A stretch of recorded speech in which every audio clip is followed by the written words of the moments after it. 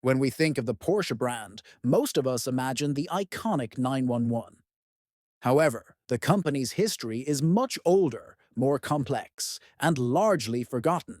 Ferdinand Porsche's first designs were created long before the company was founded in 1931, and many of them were ahead of their time, both technically and sportingly.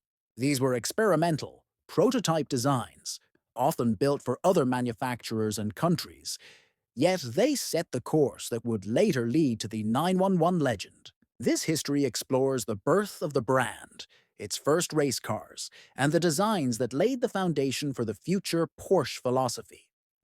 At the beginning of the 20th century, Ferdinand Porsche and Ludwig Lohner ushered in a new era of automotive engineering with the presentation of the Semper Vivis hybrid prototype in 1901. The vehicle was equipped with two de Dion and Bouton internal combustion engines that charged batteries and powered electric motors located in the front wheel hubs.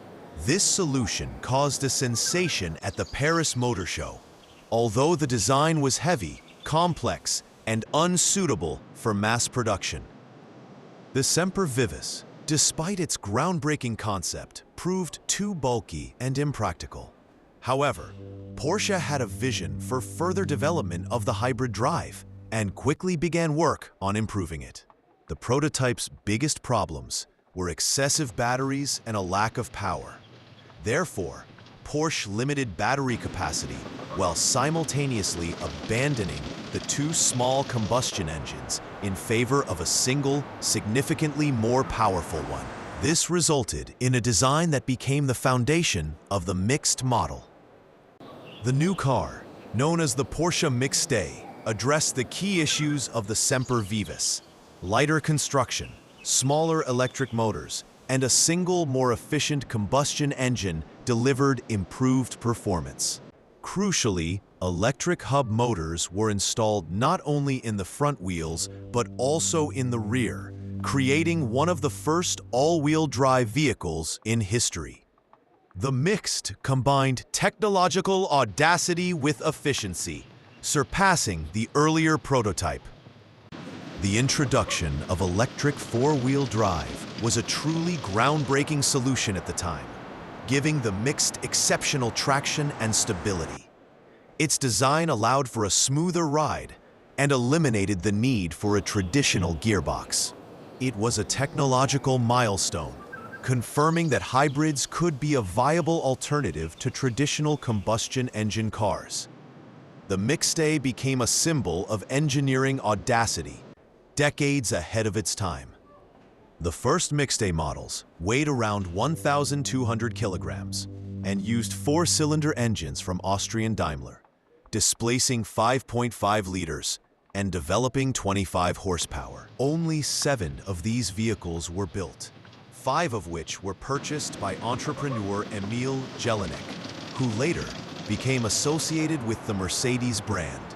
After the contract ended, Porsche used Panhard and Levasseur, which licensed hybrid production for several European markets, continuing to develop the concept.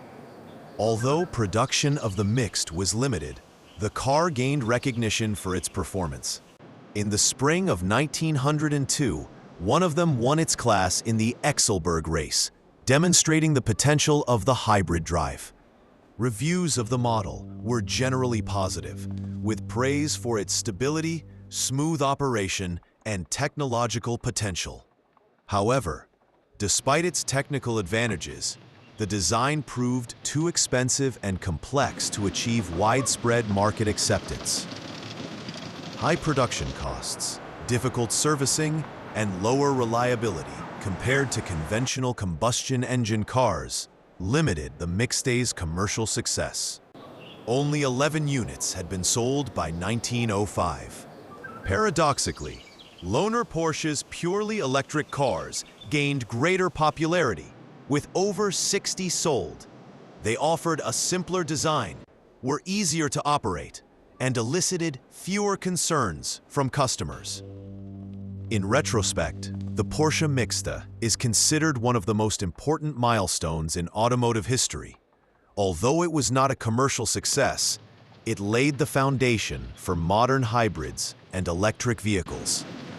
Its concepts, electric hub drive, recuperation, and the series hybrid system didn't reappear until a century later. The Mixta's legacy serves as a reminder that true innovation requires courage, and its value is only apparent from the perspective of succeeding generations.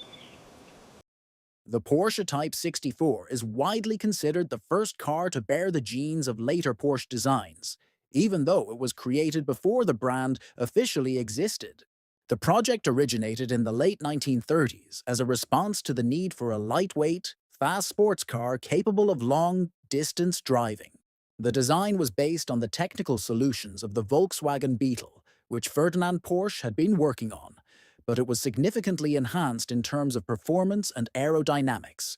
Just 3 examples of the Type 64 were produced, and from the outset, it was a unique vehicle, experimental, hand-built, and driven by the idea of maximum efficiency. Even then, it set the course for the development of future Porsche models, combining low weight, a streamlined silhouette, and sporting ambitions. One of the most remarkable features of the Porsche Type 64 was its body. Handcrafted from aluminum, just 1.2 millimeters thick, it was an example of design thinking far ahead of its time. Streamlined shapes, covered wheel arches, and smooth body lines were designed to minimize air resistance. In an era when most cars had boxy silhouettes, the Type 64 had an almost futuristic look. This body later became a benchmark for post-war production Porsche models. It can still be seen today in the Porsche Museum in Stuttgart, a testament to the technical courage and vision of the engineers who worked on the foundations of the future brand before the war. Only 3 examples of the Porsche Type 64 were built, each with a slightly different history. The war complicated the fate of these cars, with some being destroyed or dispersed. One example served directly with the Porsche family, becoming a means of personal transportation and a testing ground for new technical solutions. It was to this car that, after the war, workers at the Porsche plant in Gmünd, Austria, introduced significant improvements. These improvements made the Type 64 an even more refined design, combining pre-war engineering with experience gained in the difficult post-war realities.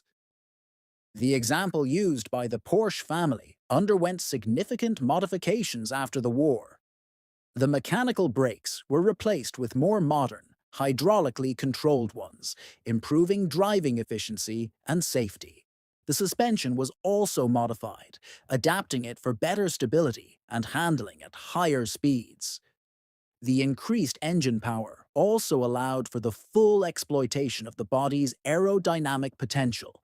These improvements made the Type 64 not only a historical curiosity, but a fully functional sports car, capable of both competition and everyday use, a rarity among prototype designs at the time. After the war, a Porsche Type 64 came into the possession of Automotive, an Austrian racing driver and automotive enthusiast. Mate added the car to his collection, but he didn't treat it solely as a museum piece. For several years, he competed in it, achieving numerous successes and proving that Porsche's pre-war design was still competitive. His achievements helped cement the legend of the Type 64 as not only a pioneering car, but also a sporting success. Thanks to Mathey, the car gained a second life, and its history was enriched by real-world successes on the racetrack and track. The Porsche Type 64 wasn't a mass market or commercial project, but its significance for the brand's history is immense. It was the first to combine elements that would later become Porsche hallmarks: lightweight construction, a rear-mounted engine, attention to aerodynamics, and a sporty character. Although technically derived from Volkswagen, the philosophy behind the Type 64 was already fully Porsche.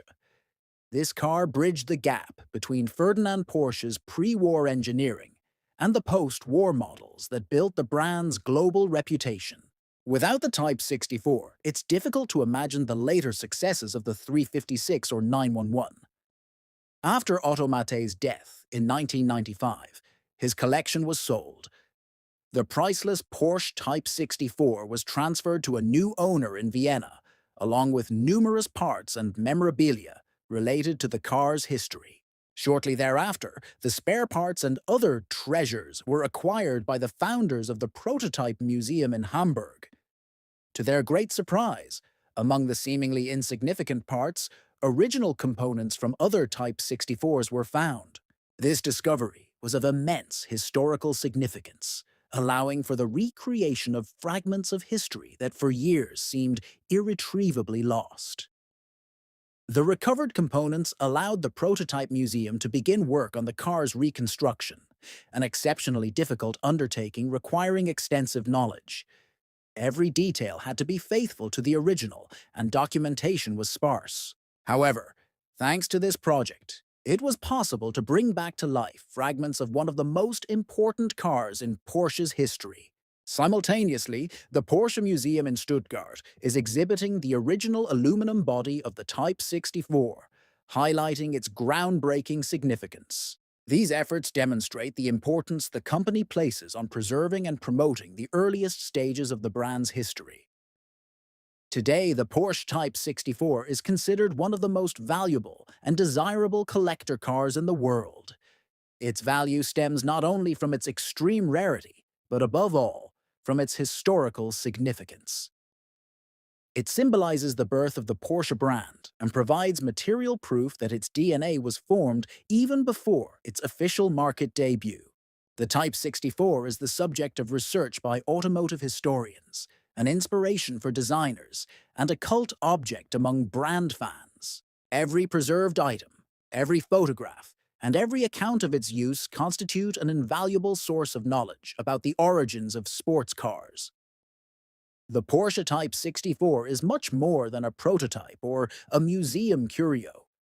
It is the cornerstone of the entire Porsche philosophy, engraved in its aluminum, rivets, and flowing body lines. Its history, from pre-war ambitions through wartime turmoil, post-war modifications, Automotive's successes, and subsequent museum discoveries, weaves a coherent narrative of determination, innovation, and passion.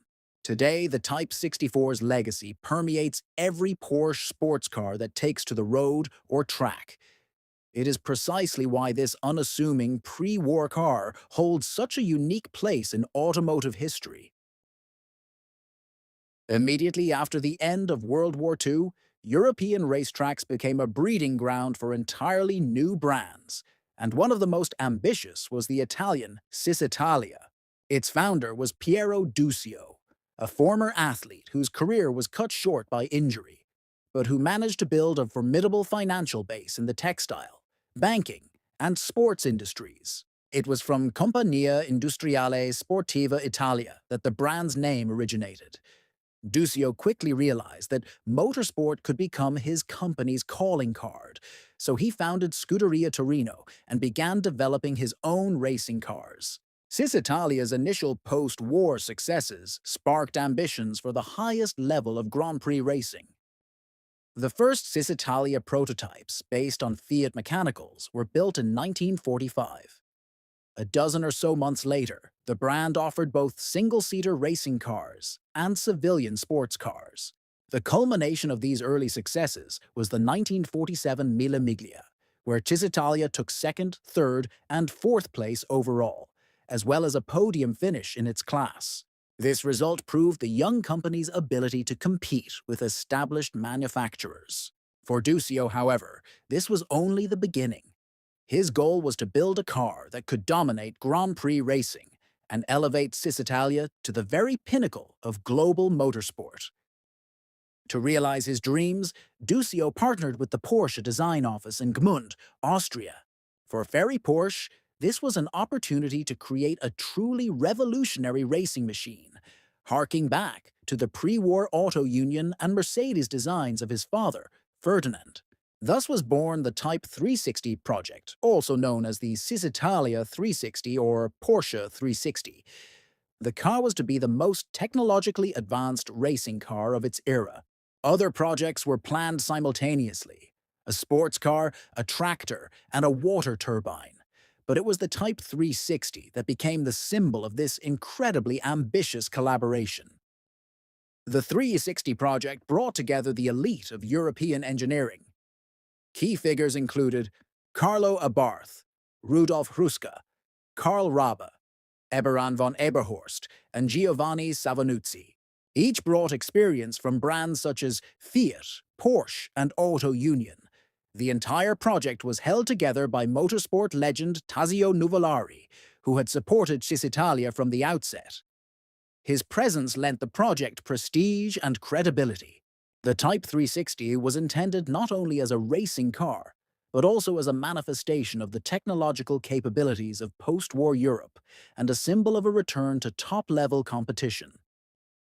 The Cisitalia Type 360 was built on a lightweight tubular space frame with a 260 nm wheelbase.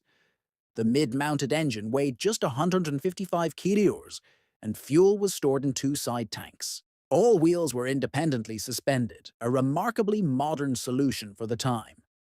The entire structure was covered by a streamlined body made of magnesium, a material rarely used due to its technological challenges. The design combined lightness with strength and was intended to provide excellent handling at very high speeds, previously virtually unheard of in Formula Grand Prix. The heart of the Type 360 was a 1.5-liter 12-cylinder boxer engine with 4 camshafts and a Roots supercharger, designed specifically for this model. Even in its basic configuration, it developed around 290 HP, and on high-octane fuel, it could reach up to 450 HP at 10,500 RPM. These figures were comparable to the legendary pre-war Silver Arrows. Power was transmitted to all 4 wheels via a 5-speed gearbox, and an additional lever allowed the front axle to be disengaged while driving. This advanced drivetrain gave the car the potential to exceed 300 km/h. The sheer scale of the 360 project proved to be a financial disaster for Cisitalia. The contribution to freeing Ferdinand Porsche from a French prison alone cost 1 million francs. Initially, construction costs were estimated at 20 million lire, but these quickly escalated several-fold. The total project cost was expected to reach as much as 100 million lire, exceeding the financial resources of a company that sold only a few dozen cars annually. In February 1949, the Type 360 was unveiled at the Turin Motor Show, but Cisitalia went bankrupt shortly thereafter, and the car never competed in a European Grand Prix. After the company's collapse, Duccio emigrated to Argentina, taking the Type 360 and a supply of parts with him. The car sat in Autoar's warehouses in Buenos Aires for several years. It wasn't until 1951 that an attempt was made to revive it for the Temporada races. The car was driven by, among others, Clemar Bucci, a future Formula One driver. However, its debut ended with gearbox failures and an oil leak. Subsequent engine tests yielded promising power results, but poor quality fuel led to engine damage. In the summer of 1953, the Cisitalia 360 was prepared for a land speed record attempt. The first run achieved 260 km/h, 160 mph, but the second ended with another engine failure and an average speed of just 234 km/h, 144 mph. The disappointed Argentines sold the car for a small sum. The new owner planned to convert it into a dragster with a Ford V8 engine, but the project was never completed. For several years, this groundbreaking car lay forgotten, even though it had the potential to completely change the face of post-war Grand Prix racing. In 1960, Porsche purchased the Cisitalia Type 360, restoring it to full working order. A year later, it was driven around the factory several times before being donated to a museum, where it remains to this day as one of the most important prototypes in the brand's history. In the 1970s, a second example was assembled from recovered parts, now on display at Donington Park. The Porsche Cisitalia Type 360 remains a symbol of an unfulfilled revolution. a car that was years ahead of its time and remains fascinating as a what-if of Formula Grand Prix history. The story of the 1948 Porsche 356 number 1 begins not with the car itself, but with Ferdinand Porsche, one of the most distinguished engineers in automotive history. Born in 1875 in Austria-Hungary, he demonstrated extraordinary technical aptitude even as a young man, assisting his father in the workshop and studying at technical schools. By the time he reached the 19th century, he was already working on electric vehicles and developing solutions we would today call hybrids. His career gained momentum at Austro-Daimler and later at Daimler-Benz, where he was responsible for the most advanced technical projects. The experience gained over decades laid the foundation for the car that, in 1948, launched the Porsche brand as a sports car manufacturer. Following his successes at Austro-Daimler and Daimler-Benz, Porsche progressed through successive stages of his career, eventually founding his own design office, Dr. Ing. H. Tedzi F. Porsche, GmbH, in 1931. His son, Ferry Porsche, worked alongside him and gradually assumed increasing responsibility. It was during this period that the design for the people's car, the Volkswagen Beetle, was conceived. While this design forever linked the Porsche name to the mass motorization of the Third Reich, it also provided a crucial technical foundation for future sports cars. The engine, suspension, and philosophy of the lightweight, rear-wheel drive car would soon find entirely new, significantly sportier applications. World War II brutally interrupted the development of civilian projects. After the war, Ferdinand Porsche was imprisoned in France on suspicion of collaborating with the German regime. At that time, the company, relocated to Gmünd, Austria, was headed by Ferry Porsche. It was then that a crucial decision was made. Since there was no sports car on the market that met his expectations, he had to build one himself. Ferry wasn't thinking about luxury or large-scale production.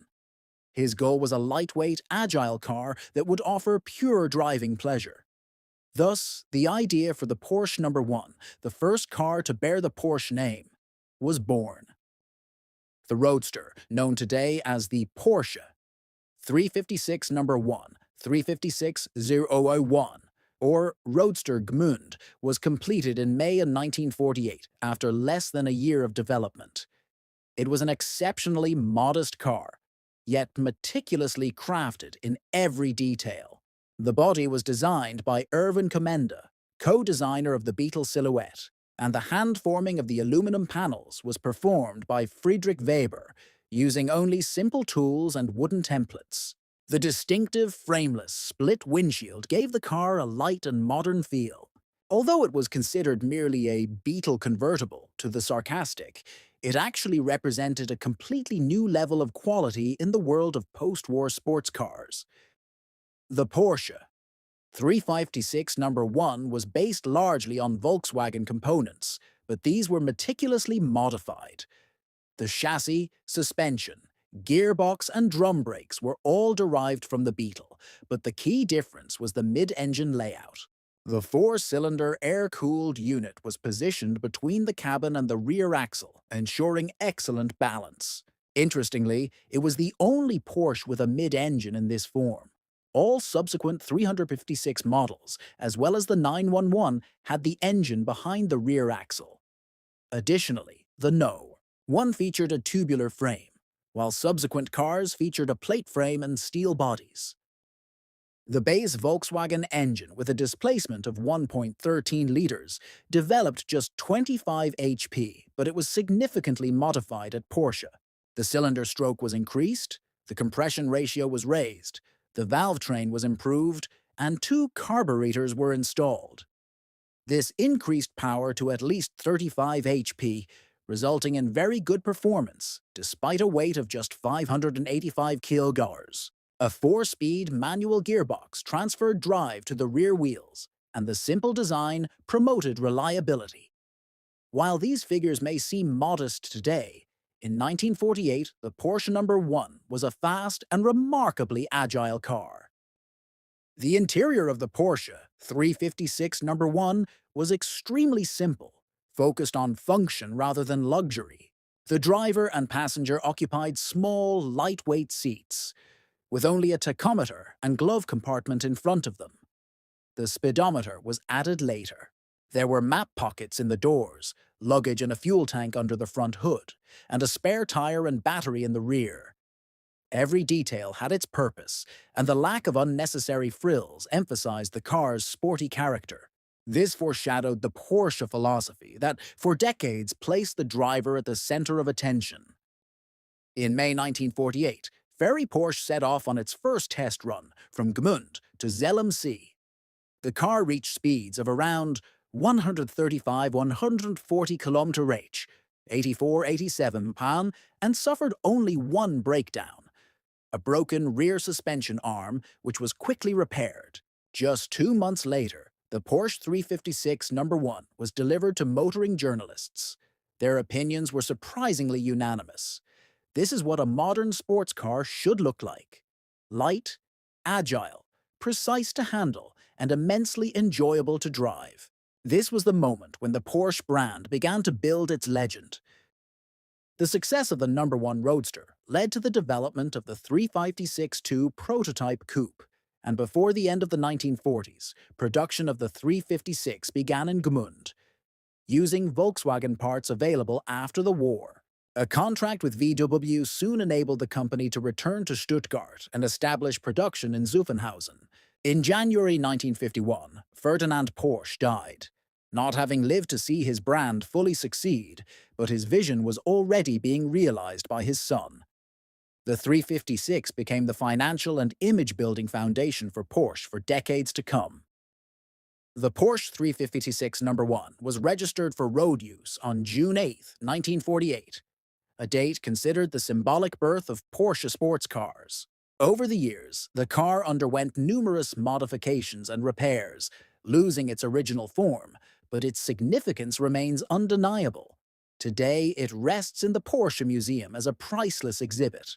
In 2018, to celebrate the brand's 70th anniversary, a faithful replica of the first 356 was built. The Porsche Nummers 1 is not just a car. It is the material beginning of a philosophy that led to the creation of icons like the 911 and made Porsche one of the world's most important sports brands.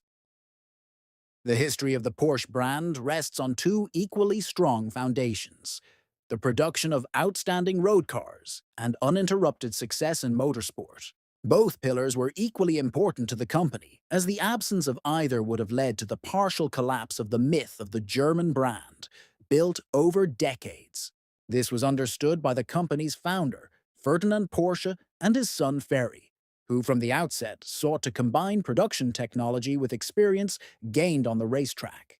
From the outset, Porsche cars were intended to be light, fast, durable, and as reliable as possible.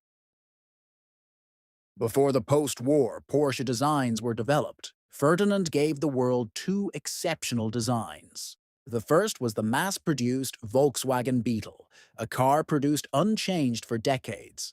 The second was the high-performance Type 64, structurally based on the Beetle and serving as a technological proving ground. It wasn't until 1948, under Ferry's direction, that production of the first fully-fledged Porsche began, the 356. Its design continued to incorporate numerous Beetle-derived components, helping to reduce costs and increase reliability.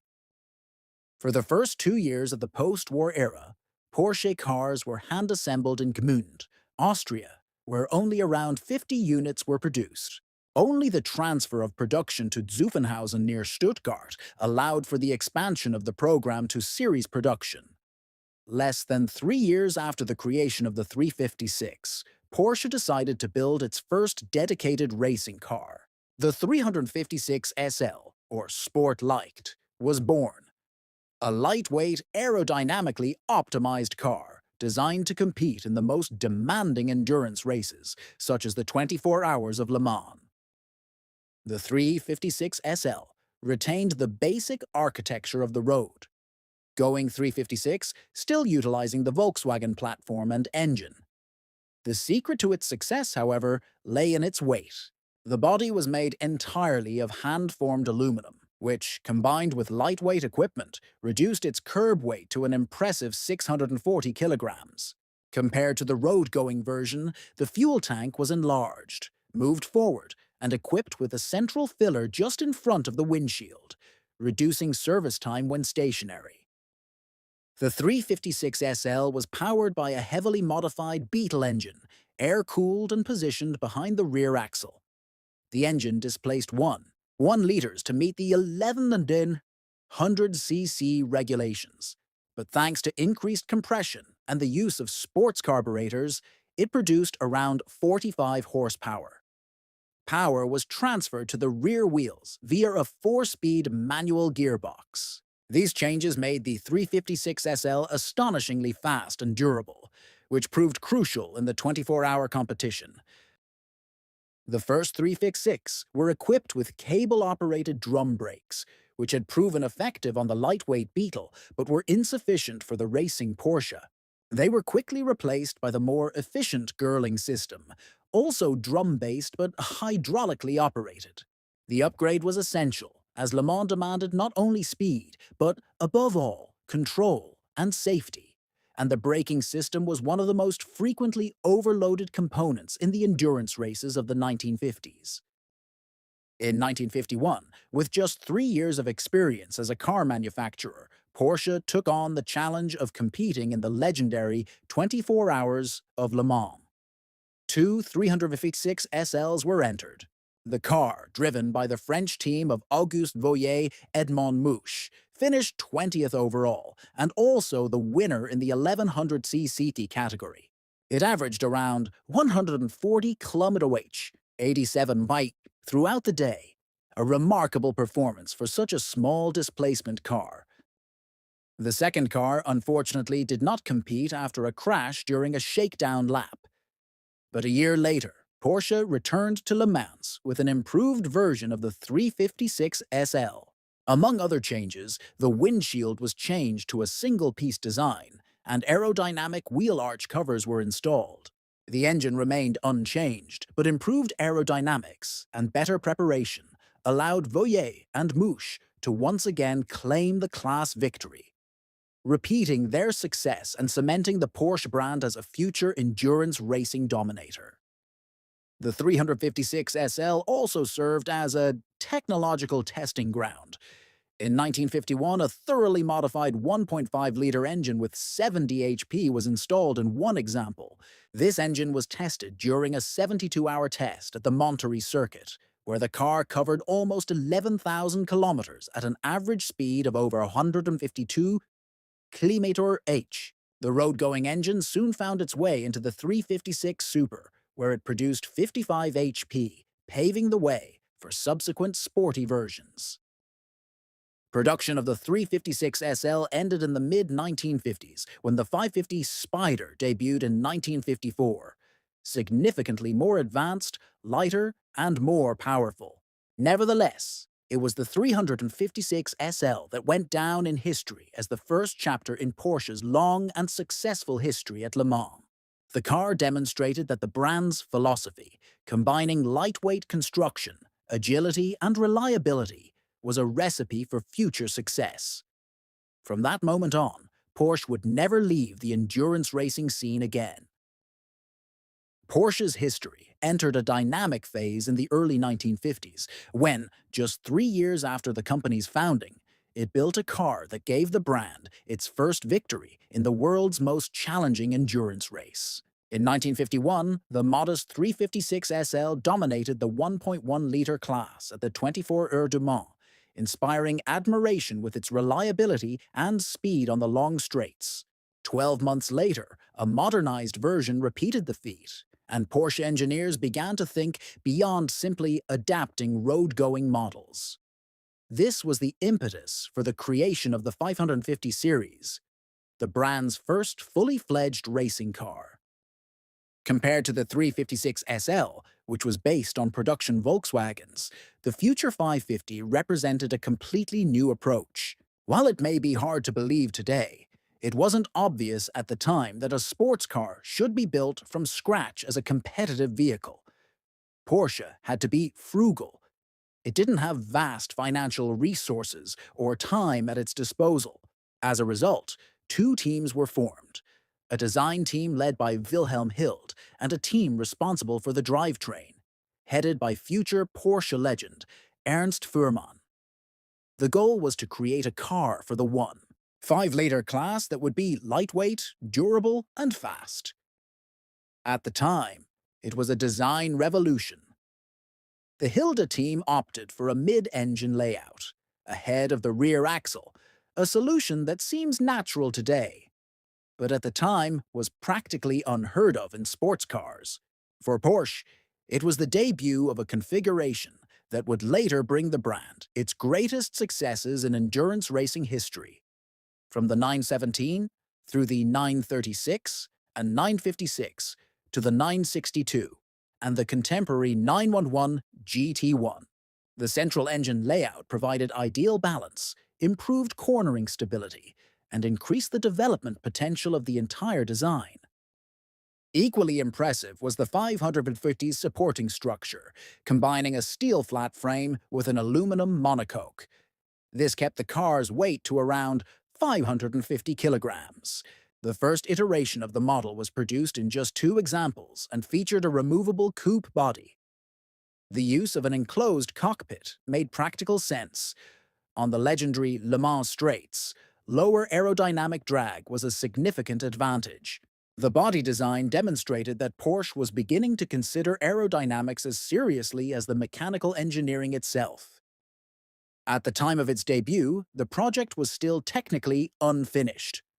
The final engine wasn't ready yet, so the car received a 1.5-liter unit from the road-going 356. The air-cooled engine, above all simple in design and rugged, underwent an extreme test: 72 hours of continuous operation at maximum load, with brakes only for refueling and driver changes. During this time, it covered 11,000 kilometers at an average speed of around 152 km/h. In the production 356, it developed 70 HP, while in the 550, power was increased to just under 80 HP. Although the performance wasn't impressive, the track debut demonstrated the potential of the entire project. In 1953, at the Nürburgring, one of the coupes started without a roof and took victory. At Le Mans that same year, Porsche entered 2 550 coupes. The results exceeded expectations: domination of the class, and an impressive 15th and 16th place overall. The cars proved that with appropriate aerodynamics, low weight, and durable mechanics, even modest power is enough to achieve marathon success. By the end of 1953, work on the new 1.5-liter engine was completed.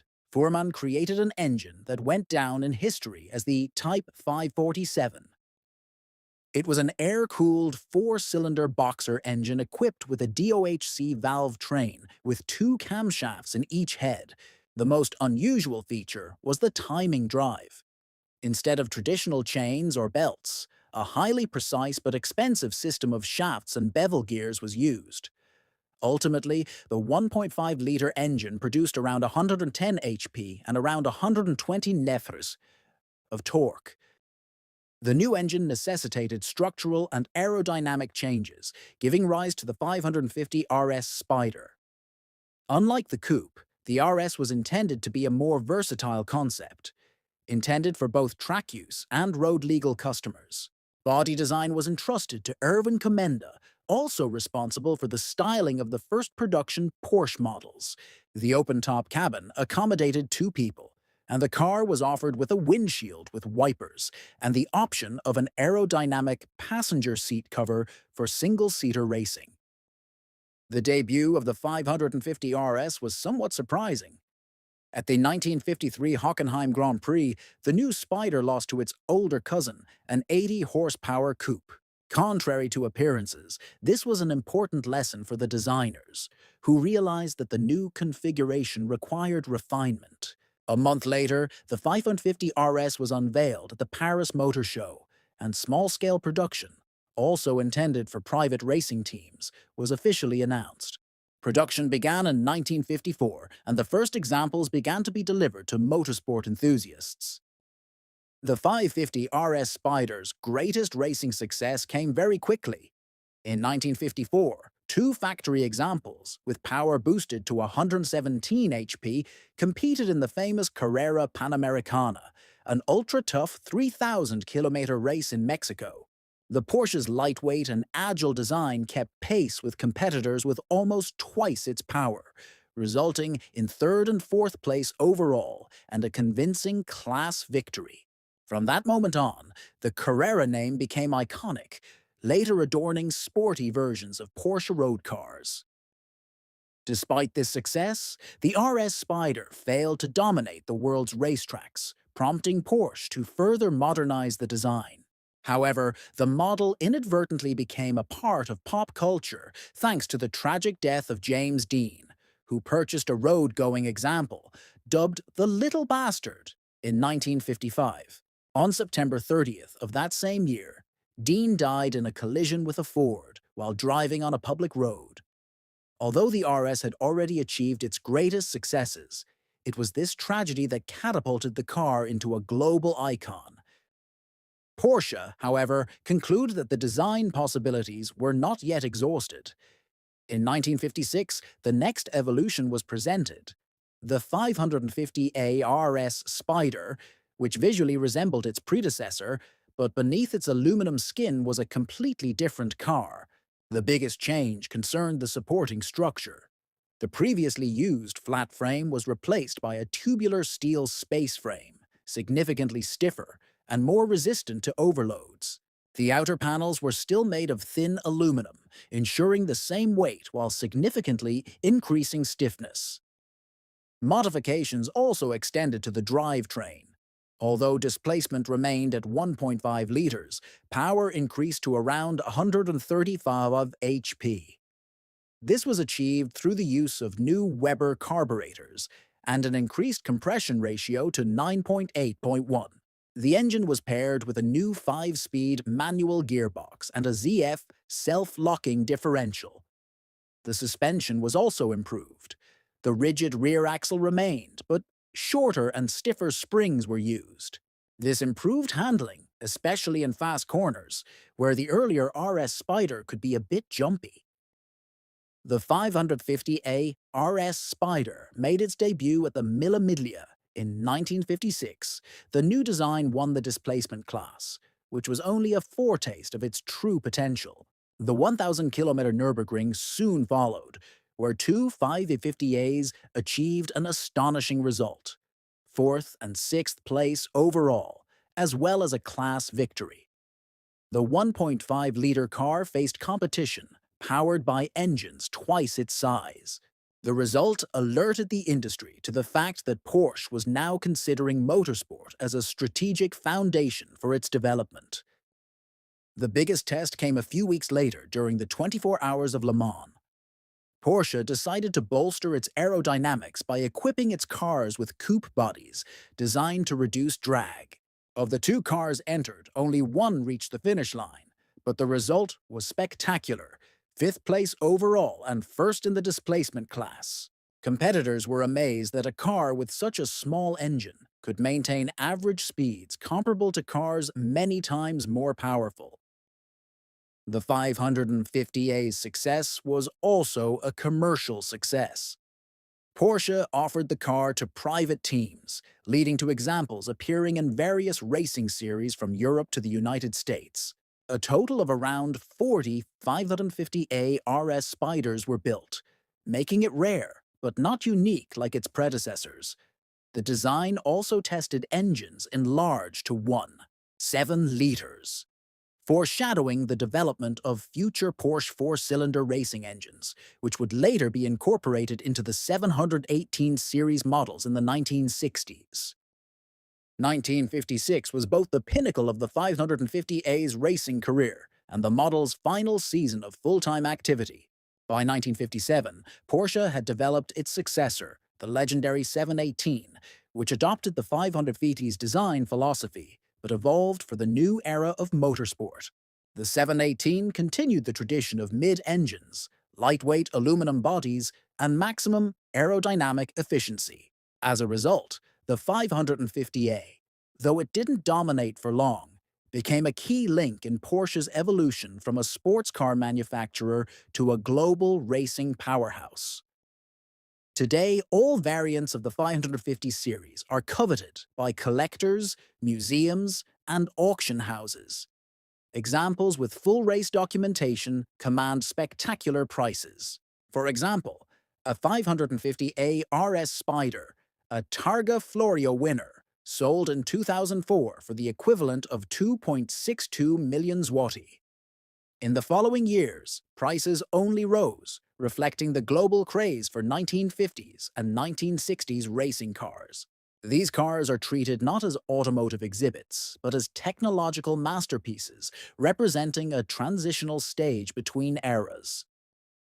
Analyzing the 550 series from a historical perspective, it's clear that Porsche took a risk at a crucial moment in the brand's development. Instead of continuing to adapt road-going models, it decided to build a pure racing car, something even larger companies weren't doing at the time. The result was a lightweight, efficient, and progressive design. The philosophy of small power to defeat larger opponents became the foundation of the brand. It was in 1950 that the engineering philosophy Porsche cultivates to this day was born. Efficiency over brute force. To conclude the story of the 550 Coupe, 550 RS Spider, and 550A RS Spider, it's safe to say that this was one of the most important series in the history of motorsport. It set design, aerodynamic, and technical benchmarks for decades to come. From the perspective of 1953, no one could have known that the unassuming Porsche, with its 1.5-liter engine, would become the ancestor of icons like the 917, 956, and 919 hybrid, winners of Le Mans, World Championships, and hundreds of other trophies. It was the 550 that opened the door for Porsche to motorsport, for which the brand is beloved to this day. From the very first years, after the war, Porsche's history was inextricably linked to racing and endurance rallies using production-based cars. Unlike Ferrari, which relished the Grand Prix, the Zuffenhausen-based brand long ignored single-seater series. For Porsche, victories at Le Mans, the Mille Miglia, and the Targa Florio were its priorities. The situation changed only in the late 1950s, when it was recognized that competition in Formula 2 and later Formula 1 was becoming increasingly important in building the manufacturer's prestige. It was then that the idea of creating a racing car strictly governed by the rules of the pinnacle of motorsport emerged. Porsche's first foray into single-seater racing was the 718 RSR, developed for Formula 2 in 1957. Based on the Le Mans car, the car featured a single, central driver's seat, a revolution compared to earlier two-seater designs. F2 regulations were so liberal that Porsche could even compete in a slightly modified RS Spider and score victories, despite the lack of a fully-fledged car in that category. In 1960, the 718 battled Cooper and Lotus for the World Championship, and won, opening the door for Germany to Formula One. The 1961 rule, change limiting Formula One engines to 1.5 liters, further favored Porsche. The 718-2 and 787, with their four-cylinder engines producing around 165 HP, were able to compete with Ferrari. American driver Dan Gurney, who combined his role as a competitor with that of a technical expert, scored his first points in Monaco and later finished second in France, Italy, and the USA. He finished the season fourth in the Drivers' Championship, while Porsche finished third in the Constructors' Championship, establishing a reputation as a serious competitor in motorsport. The 1961 results sparked the creation of a completely new racing car, built from the ground up for Formula One. This resulted in the Porsche 804, the first fully fledged F1 in the brand's history, equipped with a new engine, the 753. The design was based on a lightweight space frame with independent suspension on all four wheels. featuring torsion bars and double wishbones. The body was made of aluminum, and its aerodynamic shape was designed by Ferdinand Butzi, Porsche. Horizontally arranged Coney shock absorbers, later replaced by Bilstein, were concealed beneath the skin, giving the structure a clean and streamlined appearance. The biggest change from the 718 was the 1.5-liter flat-8 engine. The cylinders were made of heat-resistant chromal alloy, and the fuel-air mixture was supplied by 4 Weber carburetors. Cooling was aided by a distinctive horizontal fan, which later became a hallmark of many high-performance Porsche models. The engine initially developed around 180 HP at 9,200 RPM, disappointing the designers who believed the rival Ferrari had at least 190 HP. By the end of the season, it had reached around 185 HP. The power-to-weight ratio was impressive, however. Weighing just 450 kg, the Porsche 804 reached a top speed of around 270 km/h. Power was delivered to the rear wheels via a 6-speed manual gearbox. Another interesting feature was the braking system, which, instead of traditional discs, used flat rings mounted around the hubs and stopped by calipers from inside the wheel. The rims were protected by flat hubcaps to improve aerodynamics.